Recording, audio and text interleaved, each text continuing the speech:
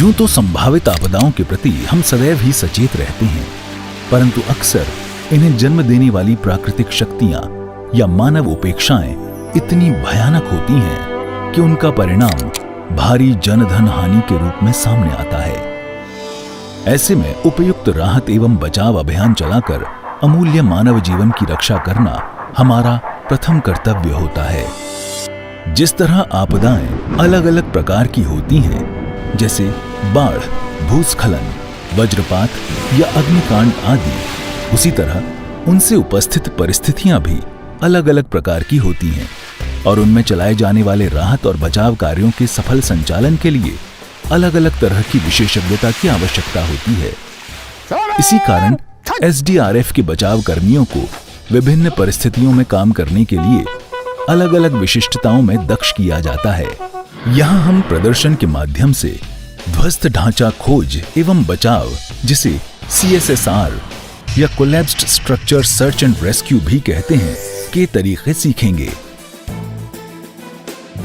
यहाँ मिलने वाले अवरोध कच्ची या पक्की चिनाई वाली दीवारें, RCC के फर्श और छतें, टिन, सरिये, लकड़ी या कंक्रीट की संरचनाएं आदि कुछ भी हो सकता है। CSSR बचाव दल को CSSR स्क्वाड कहा जाता है, जिसका काम घायलों को ढूंढना, उन तक पहुंचना, उनकी अवस्था को स्थिर करना और उन्हें ध्वस्त ढांचे से सुरक्षित बाहर निकालना होता है। SDRF को जब कभी भी किसी इमारत के ध्वस्त होने की सूचना मिलती है, तो उसकी एकीकृत कमांड दुर्घटना स्थल के निकटतम स्थित शिविर को एक्टिवेट कर देती है।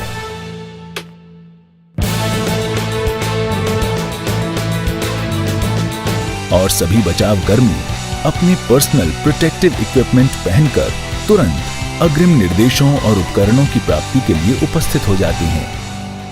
यहाँ सभी उपकरण चालू हालत में व्यवस्थित और परिवहन और प्रयोग के लिए तैयार रखे जाते हैं। यहाँ कमांडर सभी बचावकर्ताओं को आपदा की जगह, प्रकार, प्रभावित हुए लोग, क्षेत्र, मकान, मौसम और रास्ते की जानकारी देता है। उसके बाद सभी बचावकर्ता निर्देशानुसार अपने अपने उपकरण प्राप्त करते हैं और दल दुर्घटना स्थल की ओर रवाना हो जाता है। दुर्घटना स्थल पर पहुंचकर जहां इंसिडेंट कमांडर ध्वस्त ढांचे का मुआयना करता है, वहीं शेष दल दुर्घटना स्थल को सुरक्षित करता है, कमांड पोस्ट बनाता है और उपकरणों को व्यवस्थित करता है।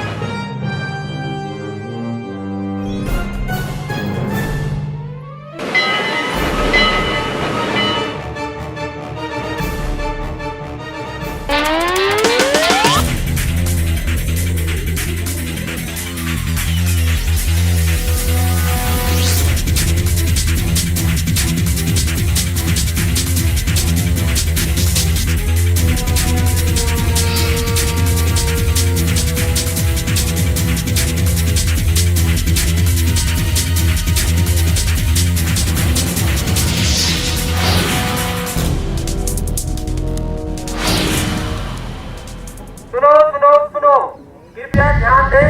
एनडीआरएफ की रेस्क्यू टीम यहाँ पर पहुँच चुकी है। जो भी यहाँ पर कार्य कर रही है, कुछ समय के लिए अपना कार्य रोक दें ताकि एनडीआरएफ की टीम अपना रेस्क्यू कार्य सही तरीके से कर सके।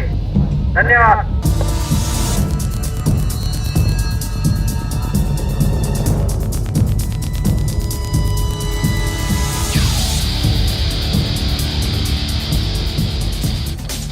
इसके बाद अलग अलग तरह से पीड़ितों की खोज की जाती है, जिनमें एक तरीका प्रशिक्षित खोजी कुत्तों का प्रयोग भी है। कुत्तों की सूंघने की क्षमता इंसानों से सैकड़ों गुना अधिक होती है। ये कुत्ते, जिनमें अधिकांश जर्मन शेफर्ड नस्ल के हैं, अपने हैंडलर से निर्देश पाकर ध्वस्त ढांचे में फंसे हुए पीड़ितों को उनकी गंध से ढूंढ लेते हैं और हैंडलर को संकेत कर देते हैं। आगे पीड़ितों तक पहुंचने का कार्य बचावकर्ता अपने विशिष्ट प्रशिक्षण और उन्नत उपकरणों की मदद से करते हैं। खोज का दूसरा तरीका हेल सर्च है, जिसमें लाउड हेलर पर तेज आवाज में निम्न संदेश ढांचे के अलग अलग स्थानों से बार बार प्रसारित किया जाता है।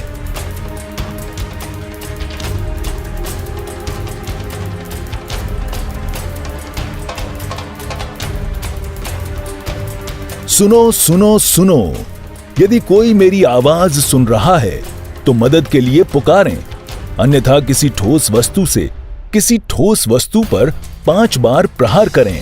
साथ ही ध्यान से कान लगाकर प्रत्युत्तर सुनने की कोशिश की जाती है और उत्तर मिलने पर बचावकर्ता उस दिशा की ओर संकेत करता है जिसे दुर्घटना स्थल के नक्शे पर नोट कर लिया जाता है।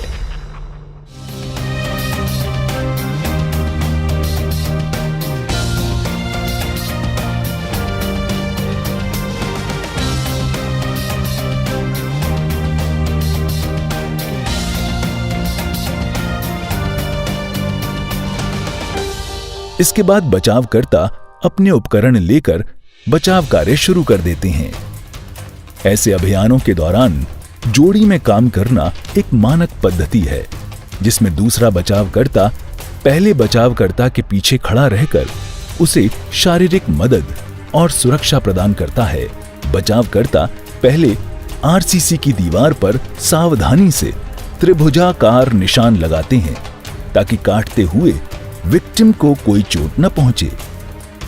सबसे पहले ब्रीचिंग सिस्टम की मदद से दीवार पर एक इंस्पेक्शन होल बनाया जाता है।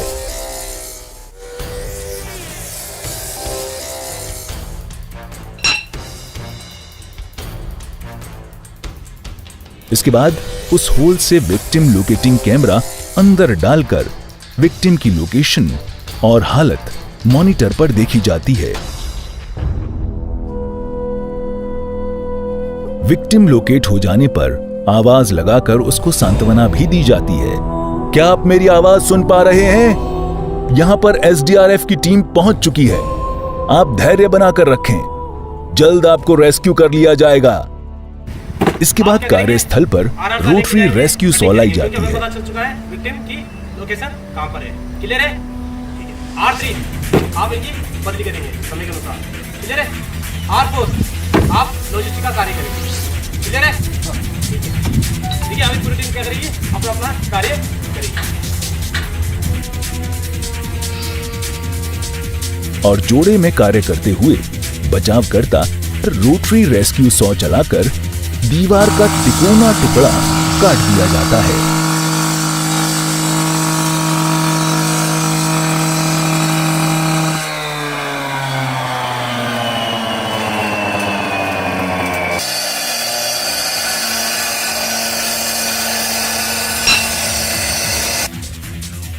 विक्टिम की सुरक्षा के लिए इस टुकड़े को क्रोबार की मदद से अपनी ओर निकाला जाता है।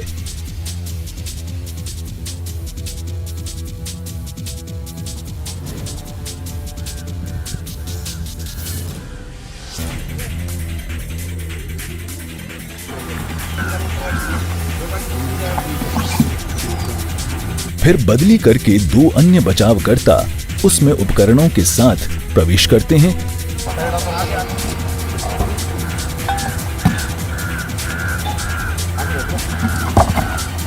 और अगले प्रतिरोध लोहे की दीवार को पहले निशान लगाकर रेसिप्रोकेटिंग सॉ के एब्रेसिव ब्लेड से उसी प्रकार तिकोना काटकर रास्ता बनाते हैं।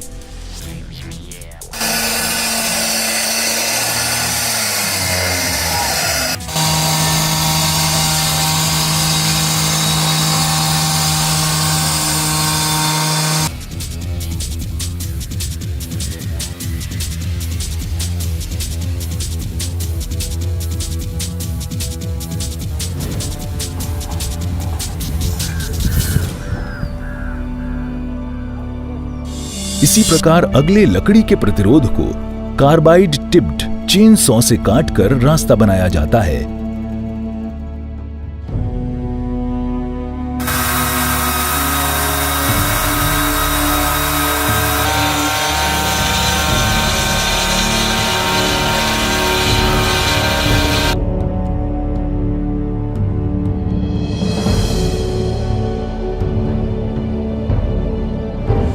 फिर अगले अवरोध ईंटों की दीवार को निशान लगाकर रोटरी रेस्क्यू सॉ से काटकर रास्ता बनाया जाता है।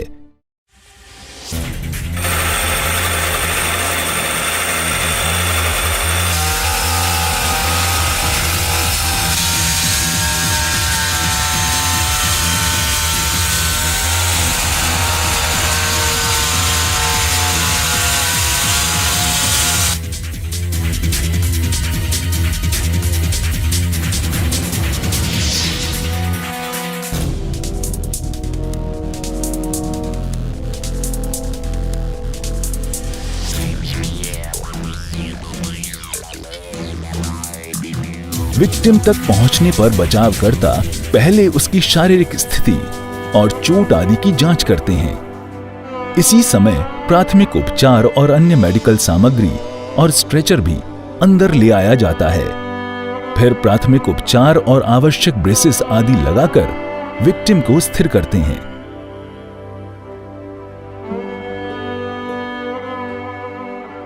उसके बाद उसे स्ट्रेचर पर लिटाकर स्ट्रैप्स से अच्छी तरह बांध दिया जाता है ताकि हिलने डुलने या गिरने का खतरा न रहे।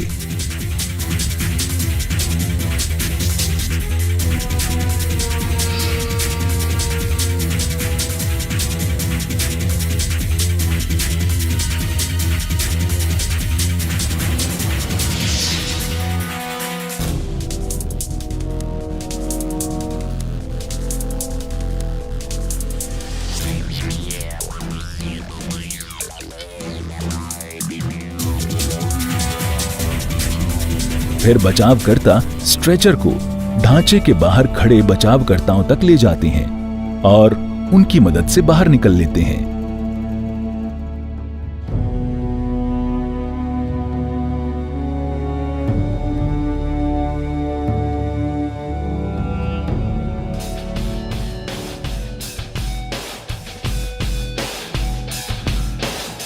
यहां से विक्टिम को एम्बुलेंस तक ले जाया जाता है जो उसे अस्पताल ले जाती है।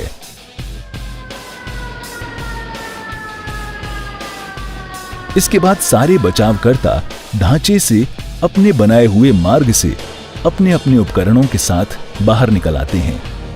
यहां यह निश्चित किया जाता है कि कोई बचावकर्ता या उपकरण पीछे न छूट जाए।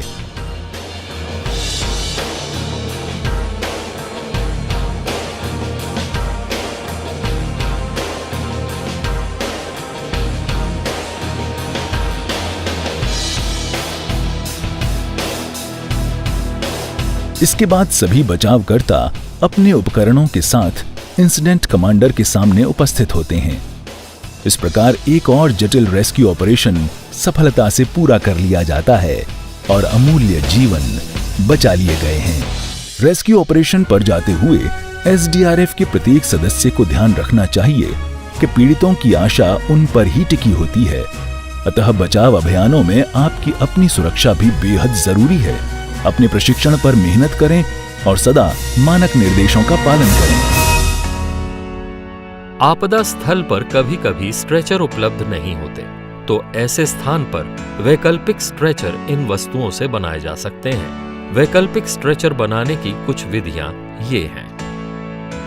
रोप और बांस द्वारा स्ट्रेचर बनाने के लिए एक व्यक्ति अपने दोनों बाजू सीधे तान कर खड़ा होता है। दूसरा व्यक्ति रोप को अंग्रेजी के 8 के आकार में उसकी दोनों बाजुओं पर लपेटता जाता है। इस तरह उस व्यक्ति की दोनों भुजाओं पर रोप के लूप बनते जाते हैं। रोप लिपट जाने के बाद 2 बांसों के सिरे उस व्यक्ति के हाथों में पकड़ा दिए जाते हैं और लिपटी हुई रोप को सरकाकर बांसों पर उतार लिया जाता है। अब रोप के लूपों को थोड़ा थोड़ा सरकाकर पीड़ित की लंबाई जितना फैला लिया जाता है और रोप के सिरों को स्टॉपर नॉट से कस दिया जाता है। स्ट्रेचर तैयार है। कंबल द्वारा स्ट्रेचर बनाने के लिए कंबल को जमीन पर उसकी लंबाई में फैला लिया जाता है। फिर बांस का एक टुकड़ा कंबल के एक सिरे से कंबल की लंबाई की 2/3 दूरी पर रखा जाता है। फिर कंबल के उस छोटे सिरे को बांस के ऊपर पलटकर तह कर दिया जाता है। अब इस तहे हुए सिरे के किनारे के ऊपर बांस का दूसरा टुकड़ा रखा जाता है। फिर कंबल के दूसरे सिरे को इसके ऊपर से पलटकर तह कर दिया जाता है। यदि वो टुकड़ा पहले वाले बांस से भी बाहर निकल रहा हो तो स्ट्रेचर को सावधानी से पलट दिया जाता है। अब कंबल का बाकी बचा सिरा भी ऊपर से पलट दिया जाता है। इस सिरे को सिलने या टेप करने की जरूरत नहीं है, क्योंकि पीड़ित का वजन इसे अपनी जगह पर रखता है। Alpine basket stretcher. Alpine basket भी एक अच्छा इमरजेंसी स्ट्रेचर है। इसके लिए रोप के एक सिरे को फिगर 8 नॉट लगाकर सुरक्षित कर लेते हैं। फिर रोप को जमीन पर स्ट्रेचर की लंबाई में आवर्ती लहरों में बिछा देते हैं। फिर घायल को बिछी हुई रोप पर लिटा देते हैं। अब घायल के शरीर के दोनों ओर रोप के फंदे दिखने लगते हैं। इन फंदों को एक दूसरे में एक सिरे से फंसाते चलने पर घायल का शरीर रोप की एक बास्केट जैसी बनावट में सुरक्षित बंध जाता है। रोप के अंतिम सिरे पर भी फिगर 8 नॉट लगाकर एक कैराबीनर से दोनों सिरों को हुक कर दिया जाता है। अब घायल ले जाने के लिए तैयार है। हाथों द्वारा, इसमें एक व्यक्ति अपने एक हाथ से अपने ही दूसरे हाथ की कलाई को मजबूती से पकड़ता है और फिर दूसरे हाथ से वो एक अन्य व्यक्ति की कलाई को पकड़ता है। दूसरा व्यक्ति भी अपने हाथ से वापस पहले व्यक्ति के पहले हाथ की कलाई को पकड़ लेते हैं और अपना दूसरा हाथ मुक्त रखता है। इस प्रकार उनके बंधे हुए हाथों से एक सीट बन जाती है। घायल को इस सीट पर बैठा दिया जाता है। अब दूसरे व्यक्ति का मुक्त हाथ घायल को गर्दन या पीठ पर सहारा देने के काम आता है। इस तरह घायल को ले जाया जाता है। कुर्सी द्वारा, इमरजेंसी में कुर्सी का भी स्ट्रेचर की तरह प्रयोग किया जाता है। इस विधि में घायल को जमीन पर सीधा लेटा दिया जाता है। फिर एक हत्थे वाली कुर्सी ली जाती है। घायल की टांगों को सावधानी से उठाकर कुर्सी की पीठ को घायल की पीठ के नीचे सरका दिया जाता है। अब ऐसा लगता है जैसे घायल जमीन पर लेटा हुआ कुर्सी पर बैठा है। अब कुर्सी को सावधानी से सीधा कर दिया जाता है। 2 व्यक्ति कुर्सी का हत्था पकड़ते हैं और 2 व्यक्ति कुर्सी को पीछे से पकड़कर घायल को ले जाते हैं। टी शर्ट, शर्ट या जैकेट और डंडों से स्ट्रेचर बनाने के लिए टी शर्ट पहने खड़ा व्यक्ति अपने सामने अपने बाजू सीधे रखकर एक ओर से जमीन पर टिके 2 डंडों को उनके समान सिरों से पकड़कर अपना सिर अपनी बाजुओं के बीच झुका लेता है और दूसरा व्यक्ति उसकी टी शर्ट का निचला सिरा पकड़कर टी शर्ट उतारता और तब तक सरकाता रहता है जब तक टी शर्ट उल्टी होकर डंडों पर नहीं चढ़ जाती। अब एक दूसरा व्यक्ति डंडे पकड़े पहले व्यक्ति का स्थान लेकर डंडे पकड़कर सिर झुका देता है और उसकी टी शर्ट भी उतारकर डंडे पर चढ़ा दी जाती है। फिर एक तीसरा व्यक्ति दूसरे व्यक्ति का स्थान ले लेता है। जब पर्याप्त टी शर्ट डंडों पर चढ़ जाती हैं, तो उनको सही तरह से बिठाकर और जरूरत हो तो बटन या जिप बंद करके स्ट्रेचर बना लिया जाता है।